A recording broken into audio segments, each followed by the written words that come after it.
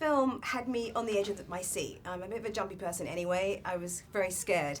Dermot, how did you change your appearance for this character? What was the transformation? We had just enough time, I think, that we were cast before the Christmas holiday and started right the first of the year, last year.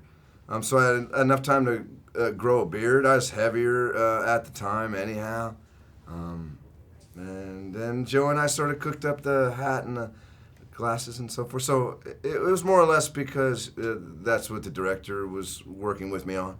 And then that helps you get into... Oh, very much so. You know, even when you're indoors trying on which version of tying a sweater on your head or baseball cap or, you know, blanket wrap, you know, you're already starting to figure a couple of things. How you're going to look, of course, how the character's going to look.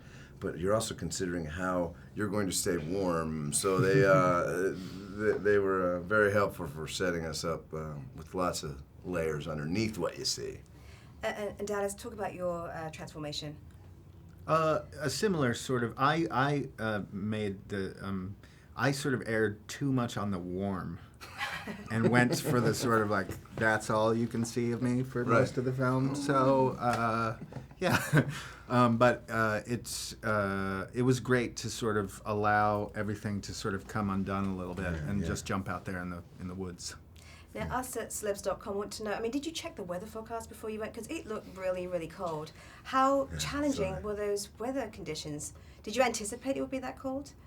Oh, we knew. We were told it was going to be that cold. And then I actually did check. I'd look up Smithers, British Columbia, and Canada.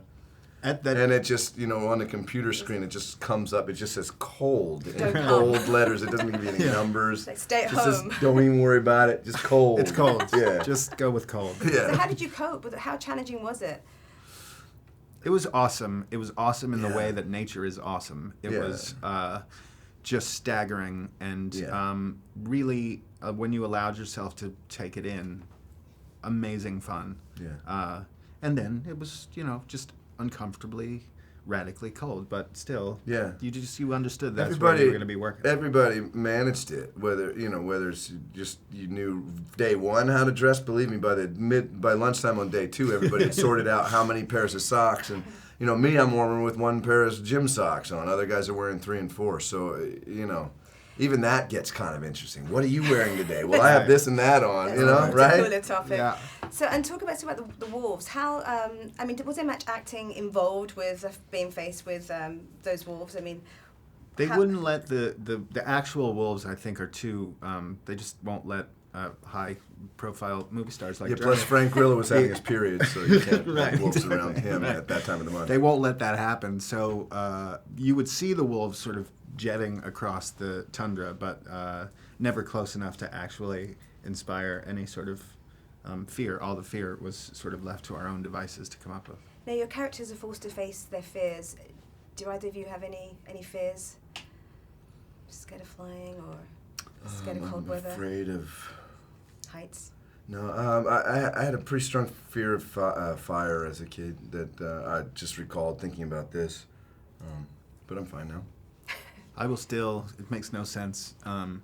Fear doesn't make any sense. That's something you know in this movie too. Like when I have to take the garbage out at my father's house, it's dark.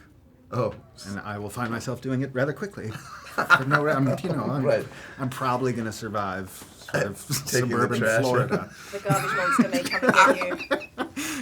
Thank you very much. It's dark out there. Thank you. It is. Yeah.